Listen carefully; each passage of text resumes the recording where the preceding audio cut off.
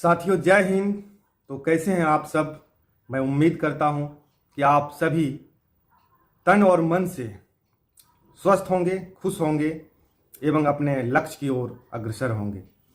साथियों, यह वीडियो विशेष करके उन अभ्यर्थियों के लिए है जो दारोगा बनना चाहते हैं। ऐसे आप में यदि टैलेंट है, विजडम है, तो आप यूपीएससी, बीपीएससी, एसएससी क्रैक करिए। मेरी ओर से बहुत शुभकामनाएं हैं। तो मैं उन अभ्यर्थियों के लिए संक्षेप में बता देना चाहता हूं जो दारोगा बनना चाहते हैं कि इस पद के लिए मिनिमम रिक्वायरमेंट क्या है। सबसे पहले फॉर्म फिलअप के समय में आपकी उम्र 20 वर्ष हो जानी चाहिए और आपके पास किसी भी सब्जेक्ट से स्नातक की डिग्री होनी चाहिए। हाइट की बात करें तो जनरल एवं ओबीसी के लिए 165 cm होना चाहिए। एससी एसटी एवं एमबीसी के लिए 160 cm होना चाहिए। सभी कोटि के लड़कियों के लिए हाइट 155 cm होना चाहिए। लड़कियों के लिए मिनिमम वेट 48 kg होना चाहिए। पुरुषों में वेट लागू नहीं होता है, जबकि पुरुषों के लिए चेस्ट मिनिमम 80 सेंटीमीटर होनी चाहिए। अब संक्षेप में आपको चयन प्रक्रिया बता देना चाहता हूं। सबसे पहले आपका पीटी एग्जाम होगा जीके जीएस का, जो 100 अंकों का होगा, जिसमें नेगेटिव मार्किंग भी होता है। एक गलत आंसर के लिए आपके 0.2 अंक काट लिए जाएंगे। ये पूर्णतः जीके जीएस एवं करंट अफेयर्स इसमें रहता है। 5-10 सवाल जो है वो मैथ, रीजनिंग आदि से होता है और यह सिर्फ क्वालिफाइंग होता है। यह इससे आपका मेरिट नहीं बनता है। इसमें आप कट ऑफ तक ले आए तो आप सिलेक्शन हो गया आपका, और इसमें वैकेंसी के 20 गुना रिजल्ट देता है।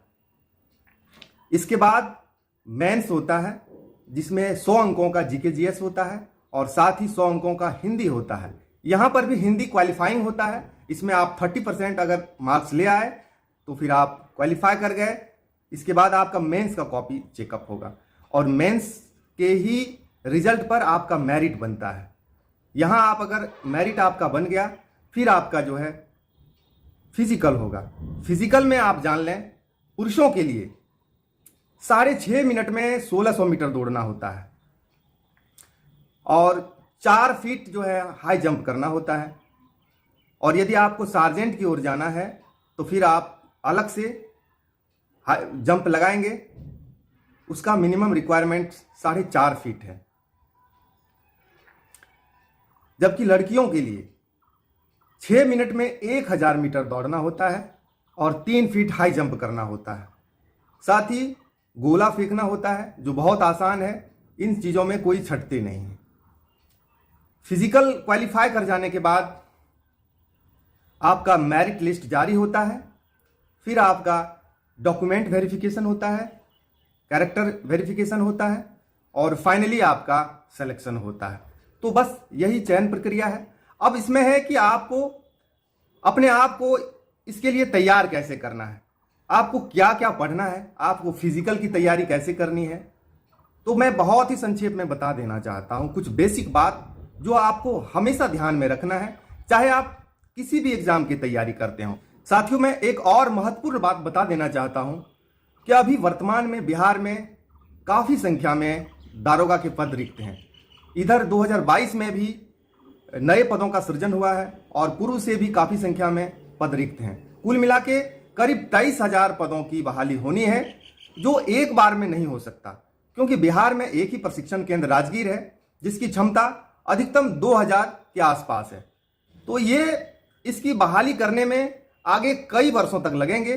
तो जो इंटर में है या ग्रेजुएशन में है, उन लोगों के लिए भी बहुत ही सुनहरा मौका है। आप अभी से अपने आप को तैयार रखें, अभी से आप अपने आप को एडजस्ट करें कि हमें दारोगा बनना है और अभी से उसकी तैयारी में आप लग सकते हैं। ऐसे बहुत सारी किताबों के नाम बता देते हैं कि अब जो है सोशल मीडिया का जमाना है, अब इतना आसान नहीं रह गया है।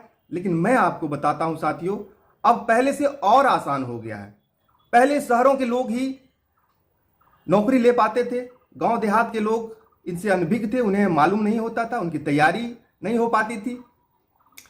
पहले उन लोगों के सपना यही रहता था कि गांव के सारा गोबर मेरा हो जाए, सारा जलावन मेरा हो जाए, इसी में वो अपने आप सफल समझते थे। लेकिन इन दिनों ये सोशल मीडिया का जमाना है, हर वह चीज उन ग्रामीण लड़कों के साथ, ग्रामीण अभ्यर्थियों के पास पहुंच जाता है जो शहर में रहने वालों के पास पहुंचता है। इसलिए आज जो है बहुत आसान हो गया है और गांव घर के लड़के भी हर क्षेत्र में अपना परचम लहरा रहे हैं। यूपीएससी, बीपीएससी सारे क्षेत्रों में रिजल्ट दे रहे हैं। साथियों, मैं भी एक ग्रामीण क्षेत्र से ही आता हूं और मैं इन सारी चीजों को अपने करीब से देखा हूं, इसलिए अनुभव के आधार पर यह बात बता रहा हूं। साथियों, इसके लिए आपके पास मजबूत इच्छा शक्ति का होना बहुत जरूरी है। दुर्भाग्य से टीन एज में यदि गर्लफ्रेंड बॉयफ्रेंड किसी का बन जाता है तो फिर वो उनसे मिलने के लिए बेचैन रहता है, चाहे बात करने के लिए बेचैन रहता है कि काश एक बार बात हो जाए, काश एक बार मुलाकात हो जाए, और उसके लिए समय निकाल ही लेते हैं। लेकिन यदि आपको दारोगा बनना है तो आप में निरंतरता होनी चाहिए और आप यह प्रण करिए कि हर रोज मैं अपनी किताबों से मुलाकात करूं, अपनी किताबों से रिश्ता जोड़ूं, अध्ययन करूं, तो आपकी सफलता में कहीं कोई बाधा नहीं रहेगी। साथियों, अगर किताबों की बात करें तो बहुत अधिक किताब पढ़ने की आवश्यकता नहीं है। बहुत लोग लुसेंट, क्राउन, घटना चक्र, परीक्षा वाणी, बहुत सारी किताबों के नाम गिना देंगे। लेकिन मैं कहता हूं साथियों, मेरा अनुभव कहता है कि आप एक किताब को बेस बनाइए। आप किसी भी एक किताब को बेस बनाइए। 10 किताबों को एक एक बार पढ़ने से अच्छा है आप एक किताब को 10 बार पढ़िए। आप अनुभव कर पाएंगे तैयारी आपकी अच्छी हो रही है। मेरा माने तो आप लुसेंट ले लें और उसका अध्ययन आप नियमित रूप से करें और इससे related previous year question bank ले लें और उसके जो बेसिक क्वेश्चन हैं आप उसको लगातार बनाएं, बार बार बनाएं। फिर आपको समझ में आ जाएगा कि किस सेक्टर से, किस चैप्टर से कितने सवाल पूछे जाते हैं। साथियों, कुछ सवाल टफ होते हैं, कुछ सवाल ऐसे होते हैं जिसका आंसर किसी को पता नहीं रहता। अधिकांश अभ्यर्थी जो है उन सवालों का गलत आंसर देते हैं। तो आप उन सवालों के पीछे न भागें, आप 70%, 80% सवालों के पीछे ही भागें। मैथ और रीजनिंग में बहुत ही इजी सवाल रहता है, इसकी चिंता बहुत अधिक करने की आवश्यकता नहीं है। आप जीके जीएस के लिए मेहनत करें। इस एग्जाम का और एक खासियत मैं बता देना चाहता हूं कि इसमें यह एग्जाम ऑप्शनल होता है। इसमें आपके पास 4 विकल्प होते हैं, उसमें से एक आंसर आपको चुनना होता है जो सही होता है। तो समझिए कि आंसर भी आपके साथ है, आंसर भी आपके नजर के सामने होता है, बस सिर्फ आपको उसका चयन करना होता है। तो इस दृष्टि से भी ये बहुत ही आसान है, ये सकारात्मक बात है। यदि आप बहुत अच्छे से अध्ययन किए होंगे तो आपको ऑप्शन भी, सही ऑप्शन भी आपको आसानी से मिल जाएगा। जहां तक मेडिकल की बात है साथियों, तो यदि आप फिजिकल निकाल लेते हैं तो आपका मेडिकल में छटने का कोई चांस नहीं है। मैं एक वीडियो पहले भी इस बात पर, मेडिकल पर बनाया हूं। मैं स्पष्ट कर दिया हूं कि यदि आप फिजिकल निकाल लेते हैं तो मेडिकल में आप नहीं छटेंगे। इस चीज के लिए आप आश्वस्त रहें। और एक महत्वपूर्ण बात, आप इन सारे चीजों में सिलेक्ट हो गए, सारे चीजों में आप क्वालिफाई कर गए, मेरिट बन गया, लेकिन यदि आपका कैरेक्टर वेरिफिकेशन असफल रहा तो साथियों आप दारोगा ज्वाइन नहीं कर पाएंगे। इसलिए आपको अपने कैरेक्टर पर भी बहुत ध्यान रखना है। आपको कोई भी ऐसा गैर कानूनी काम नहीं करना है जिसके लफड़े में आप फंस के अपना भविष्य बर्बाद कर लें। तो इस कैरेक्टर पर भी आपको सतर्क रहने की आवश्यकता है। आप कभी कोई second hand mobile, second hand motorcycle भूल से भी ना खरीदें बिना सत्यापन किए हुए। आप गर्लफ्रेंड बॉयफ्रेंड के चक्कर में भी भूल से ना पड़ें। आप किसी भी मामलों में भीड़ का हिस्सा नहीं बने। सामान्यतः लोग छोटी मोटी वाहन दुर्घटना या किसी प्रकार का कोई घटनाएं होती है उसमें लोग भीड़ का हिस्सा बन के नारेबाजी करने लगते हैं, अगजनी करने लगते हैं, सरकारी संपत्तियों को क्षति पहुंचाते हैं और उन पर प्राथमिकी दर्ज हो जाती है। फिर उसका कैरेक्टर नहीं बन सकता है और आप में चाहे कितना भी टैलेंट और विजडम हो, फिर आप कोई भी नौकरी ज्वाइन नहीं कर पाएंगे साथियों। इसलिए इन चीजों पर भी विशेष ध्यान रखने की जरूरत है। तो बस बेसिक बात यही है कि आपको निरंतरता रखनी है, अपना लाइन लेंथ सही रखना है, अनुशासित रहना है और बस 10 किताबों की जगह पर आपको सिर्फ एक किताब पढ़नी है। और जब फॉर्म फिलअप हो जाए, जब एग्जाम निकट आ जाए, तो पिछले 6 महीने का या साल भर का आप करंट अफेयर्स पढ़ लेंगे। उसके लिए भी कोई एक बुक आता है साथियों, तो मुझे लगता है आपका सारा डाउट क्लियर हो गया होगा। और साथियों, बहुत सारे अभ्यर्थी ऐसे हैं जो सवाल पूछते रहते हैं, वैकेंसी कब आएगी, कब आएगी, कब आएगी।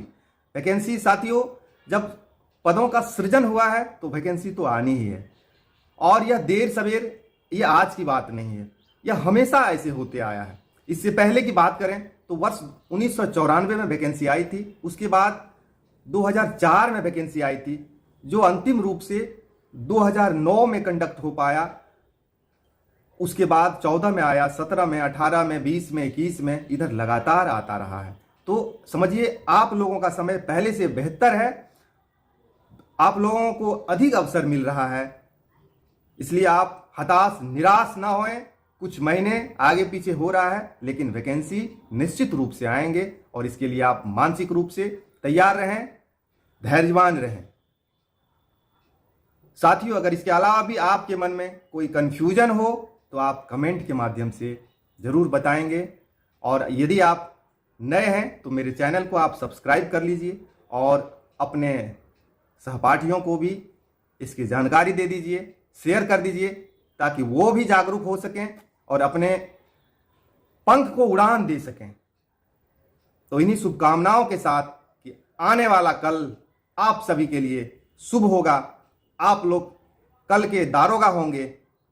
तब तक अपना एवं अपनों का बहुत ख्याल रखेंगे, खुश रहेंगे साथियों। जय हिंद, नमस्कार।